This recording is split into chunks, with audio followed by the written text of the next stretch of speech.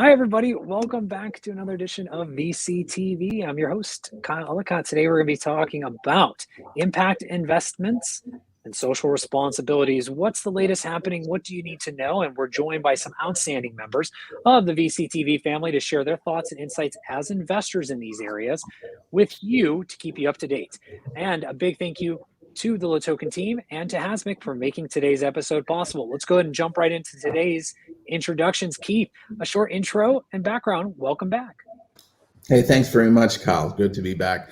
Yes, impact investing is something that I've spent more than 20 years doing, mostly on the clean tech side of things, but also with focus on wellness and community.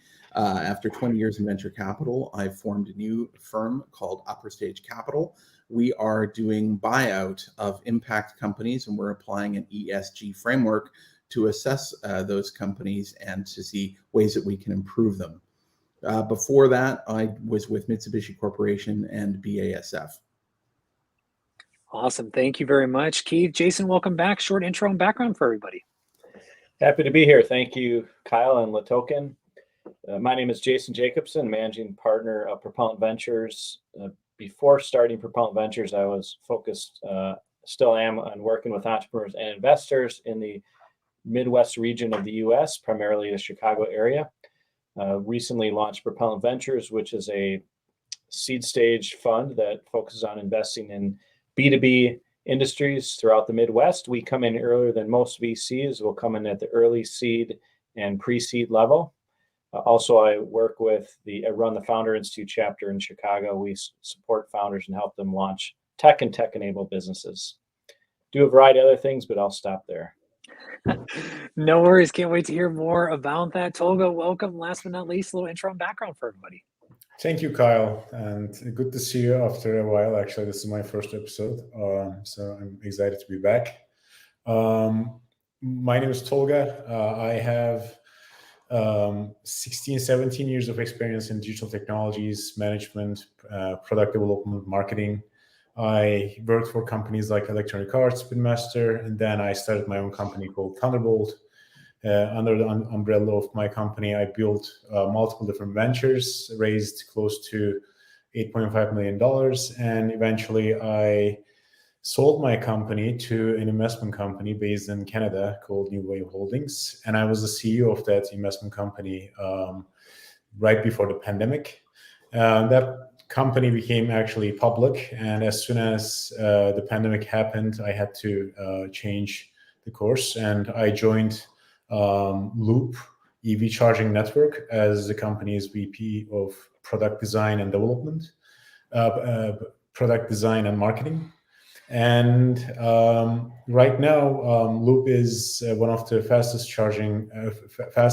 growing EV charging networks in North America, and we are currently in the process of raising additional funds. Global expansion is happening, so I want to talk about that too during this episode. Currently, I am personally invested into all EV companies, EV charging companies, and also psychedelic industry. And I have multiple different, holdings in different industries as well. I'm very excited about the infrastructure deal that just happened recently. I want to talk about that during this episode. So thank you so much for inviting me, and I'm looking forward to discussing further. Absolutely. Thank you very much, Tolga, Keith, Jason. It's a pleasure to have all of you today. Well, let's jump right in, Tolga, right back on you around EV, electric vehicles, and the charging infrastructure that's being put into place. We're seeing on a global scale. Also, a lot of activity around motor companies today looking to put in EVs in their vehicles, but also on the road as well. Talk to us a little bit about what's happening and why this is a key area that investors should be paying attention to, and now here in 2020 and over the next decade as things start to take shape. I mean, it's really exciting times. I worked in variety of industries before, and I know the emerging markets really well. But EVs and the EV transformation, the EV charging, this is the greatest emerging industry probably happening in the last 200 years since the Industrial Revolution started with the combustion engines. because right now everything is basically like restarting based on the existing knowledge of the automobiles. Now all car manufacturers are switching to electric vehicle manufacturing. So, and this has in a crazy amount of complexities, but at the same time opportunities as well. The traditional gas stations and the fossil fuel industry is slowly going to decline. And as the EVs, as we see more electric vehicles in the streets, we're going to see EV charging stations everywhere, basically like almost like the parking meters. People are going to be able to have access to EV charging almost everywhere. And obviously all car manufacturers are building, their own infrastructure to manufacture mass amounts of electric vehicles in the next few years. So we are just in the beginning of a massive revolution. That's basically like what we call in loop.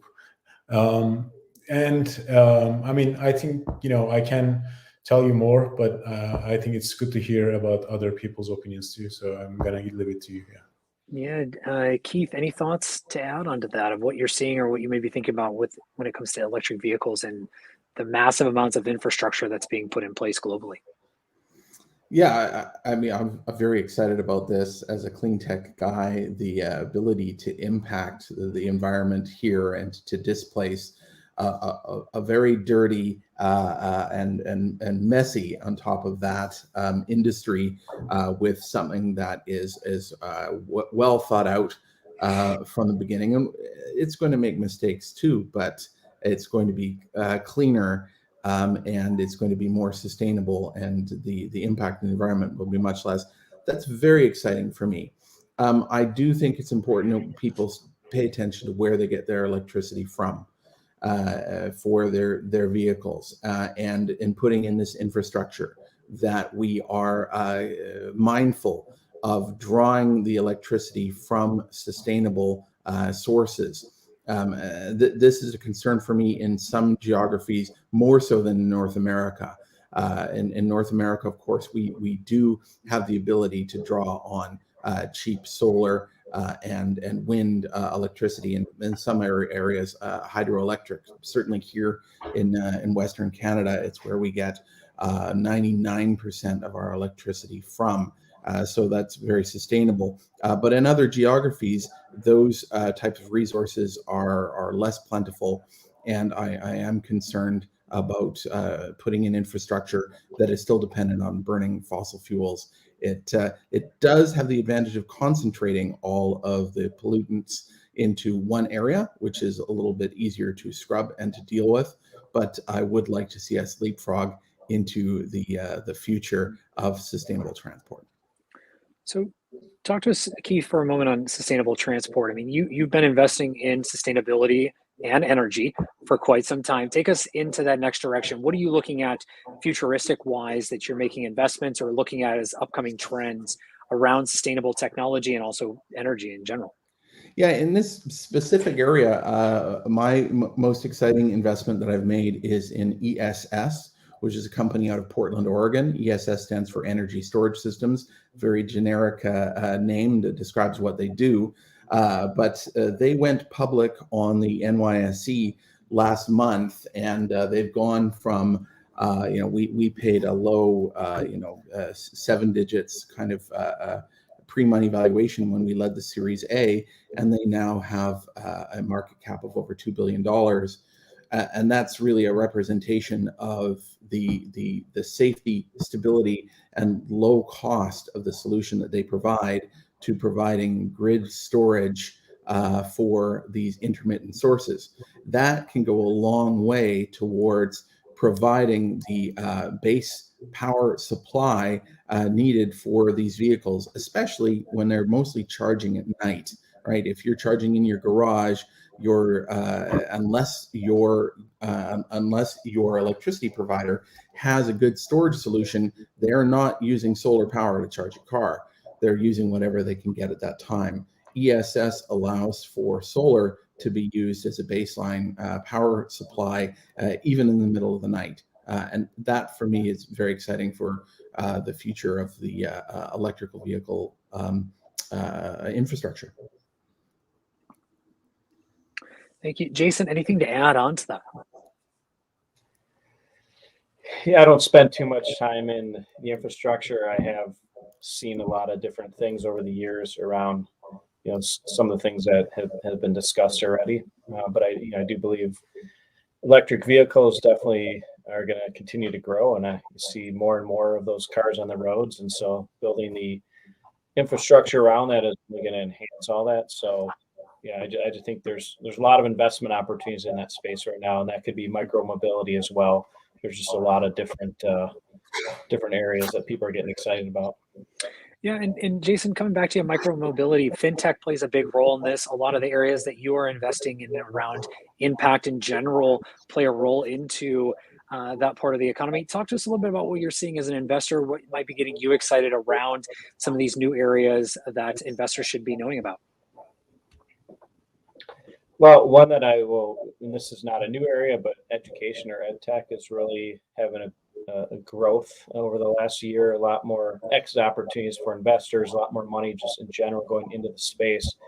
And many of them have a social impact element to it. And we invested in a company recently that has a social impact. They're working with underrepresented schools to improve the metrics around student and teacher engagement to help them generate more funding and really create strategy, improve their strategy. So I see a lot more companies like that are continuing to get funded. So, ed tech is just one, but there's a lot of different areas of social impact. Of course, in the microfinance area, there's continuing to evolve, especially in the LATAM countries where there's more ways for people to purchase goods and connect merchants and consumers together. So those are definitely impacting those communities that may not have had an easy way to do that. So there's a lot of interesting things out there right now. Keith, anything else you might be seeing out there in the world in terms of social responsibility and just in general bucket term ESG that a lot of people have referred to this? I know you're also doing some things in climate as well. Talk to us a little bit about what else you're seeing in that bigger social bucket around investments. Well, ESG is a big trend, and it is a misunderstood trend, even by myself for a long time. We've just added an ESG expert to our team here who is bringing that framework and layering it on top of the impact investing thesis that we already had. Impact investing is, of course, what I've already done for 20 years. But ESG investing, ESG is a framework for assessing risk and for looking at the potential for improvement within a company. It is a way to measure its performance against benchmarks, which is a little bit different than looking at impact, where with impact, we have the theory that aligning our investment interests with the trends towards an improved world and improved society are going to produce better results for us, as well as us making feel good about what we do and aligning with our personal values. Whereas ESG is about assessing risk and looking at how there can be negative consequences if we ignore certain trends. And we're now looking at these as two different, very complementary, but two different frameworks, which we are layering together. I'm very excited to have an expert in this area on the team now, and we think it aligns us very well with the interests of institutional investors out there. It is surprisingly something that very few people are doing, really layering ESG and impact as different frameworks and looking through both of those lenses simultaneously. Thank you very much, Keith. Tolga, talk to us a little bit more what else you're seeing around climate and impact, furthering Keith's point as well around EVs. I mean, you're invested in many different areas. EV, a huge portion of your investment thesis, but what else will you be seeing around infrastructure and climate and just general impact overall?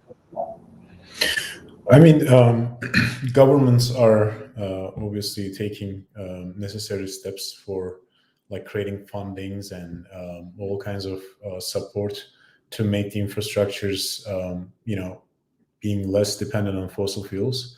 That's the first way to decrease the carbon emissions, and that's extremely important. Just very recently, the United States passed the bill about the $1.2 trillion infrastructure deal that includes a lot of different, segments of, the becoming a carbon negative country. Right now, because United States is not in the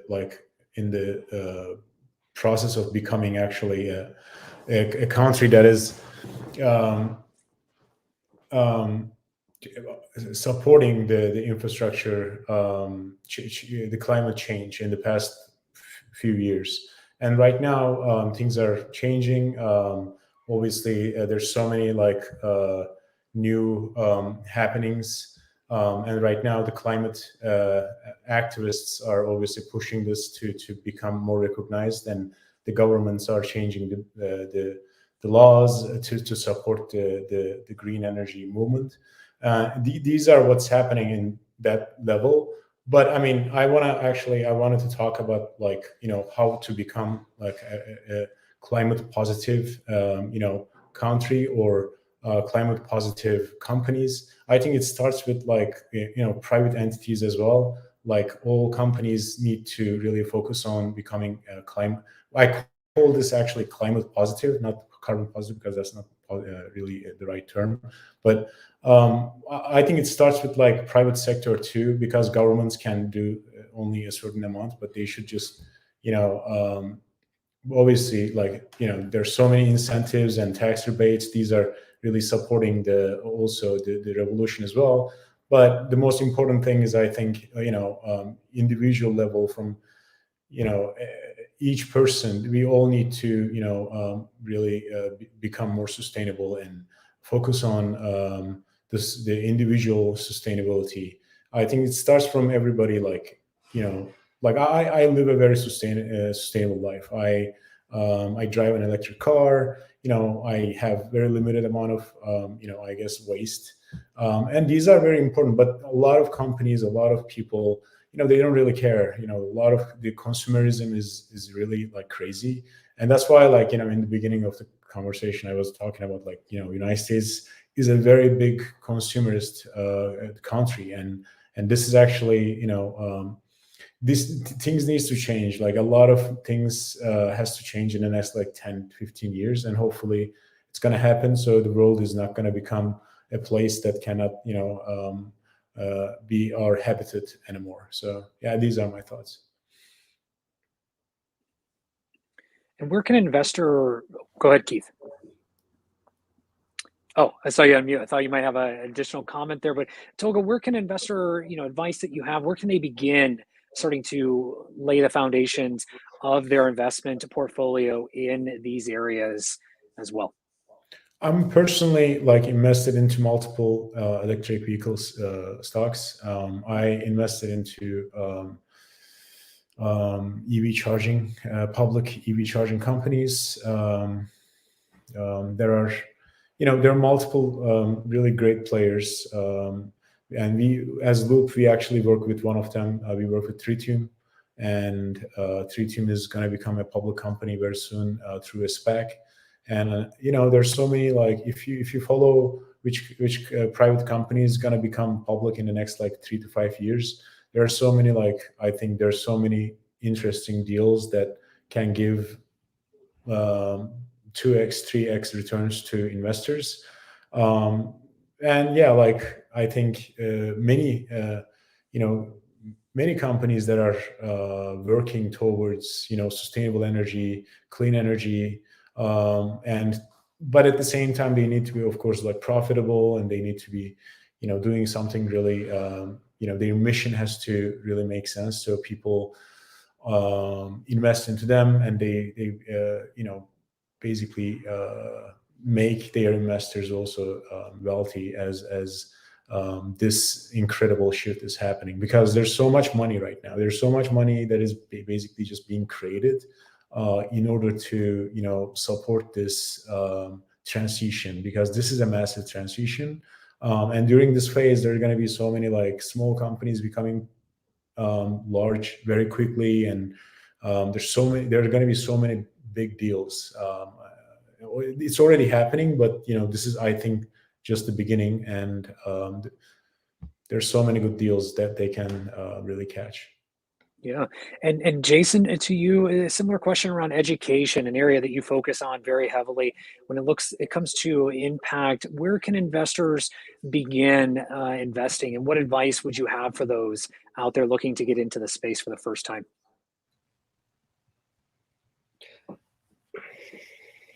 Yeah, it's a good question. There are, connecting yourself with educational leaders. There's different organizations out there. There's ed tech groups out there. So just becoming more immersed in those groups to find out where those opportunities are. Also, organizations like Teach for America, who are all about social impact. They have some of their alums and core members that are also creating businesses around tackling the education inequity in the U.S., but even around the world.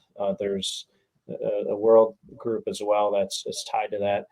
So I think just immersing yourself into organizations like that. But there's a lot of different ways for impact, and things are measured around, as I mentioned before, engagement with teachers and students, even at the district level. And this is more secondary education, just thinking about helping improve the education experience, where then more funding happens, they get higher rated, et cetera. And then, of course, the funding happens. So I think that engagement with teachers, students, but also improving the way that teachers work with students, just providing more tools as well. And this could go at the college level as well. There's also corporate education as well. And that's a growing area too, is larger companies are, finding ways to engage with their employees and educate them, especially with the remote workforce these days, or more remote workforce, finding ways to better educate, better inform, better connect with employees and employers. So just creating more opportunities to improve the workforce, really. So I think just like any opportunity, just do a little bit of research and finding out where those groups are, especially in your local community, so you can engage with people, those players in that industry. Thank you. And Keith, also I'll bring up play to earn, looking at the to earn model and what that might bring as well, bringing in the blockchain, digital currency element of it as well. Keith, any last thoughts that you'd like to add to today's topic, and an advice that you might give out to investors looking to begin their journey investing throughout this space? Well, it's never been easier to get started. What was in the past a very exclusive domain has now become quite inclusive. You can get involved with local angel groups. If you're not even ready for that yet, there are Kickstarters out there. You can get started at any level, and most of this stuff is quite well publicized now. People are getting better at marketing what they're doing. But if you want to get started and it's in the venture sort of space, get involved with a local angel group. Go and attend some pitch sessions. A lot of those are online now, so even more accessible. You should look at a lot of pitches before you pull the trigger on an early stage private company. I say to my new employees and anybody I've hired in the past, that you don't really have a whole lot of judgment until you've looked at 1,000 deals, and that's just going to take some time. So forgive yourself if you make some mistakes in the early days. Maybe play with small stakes to begin with. I do have a great concern about venture and the very high valuations we're seeing. Tolga already mentioned the amount of money that is in the system right now. And, I was hired in Mitsubishi at the end of 2000, and then we had to deal with the aftermath of the dot-com collapse as it became really clear what had happened. And then again, I went through the collapse of 2008 and 2009, which affected clean tech even more than the other major investment areas. When you see valuations reset, as I expect will happen in a couple of years' time, I expect there's going to be some great enthusiasm coming as we come out of COVID and emerge into a normal world again. But there will eventually be a reset, and valuations will collapse, and the 10-year averages of venture capital will suddenly turn very bad, and the capital will flee, or a lot of the capital will flee the asset class, and there are going to be some difficulties. So I would say to those who are fortunate enough to have a lot of capital under management, that you should be diversifying into multiple asset classes. And it's a big reason why I shifted from venture into buyout and private equity, because I see what we're doing here is largely decoupled from the high valuation milieu that we're seeing in venture right now. And I'm very excited about the potential to make money in a space that's a little bit different than venture, but just as impactful. Thank you very much, Keith. Where can everyone find you online to connect further if they'd like to learn more? Yeah, follow me on LinkedIn or UpperStage.capital. The name of the company is the URL. Wonderful. Thank you very much. Jason, where can everyone find you online to continue the conversation? Definitely LinkedIn. Also can find me at Propellant Ventures, propellant.vc, or my email, jason@propellant.vc. Thank you. And Tolga, last but not least, where can everyone find you and Loop EV online to continue the conversation? Thank you, Kyle. It's evloop.io, Loop EV Charging Network. Please check our website, our social media channels, evloop or EV_loop. And myself, you can always reach me from LinkedIn or my social media accounts, Tolga Onuk, or my website, tolgaonuk.com. Please let me know. Wonderful. Tolga, Keith, Jason, thank you so much for sharing your thoughts and insights today on the topic of impact and social investments. To our audience, thank you so much for tuning in. If you haven't done so already, please do reach out and connect with each of our investors on today's panel, myself included. We would love to hear from you, but also make sure you add context, where you heard us, where you met us, and what you would like to continue the conversation about. Big thank you to the Token team and to Hasmic for making today's episode possible. I'm your host, Kyle Ellicott. Until next week, everyone have a great day. We'll talk soon. Take care. Cheers. Cheers, everybody. Bye.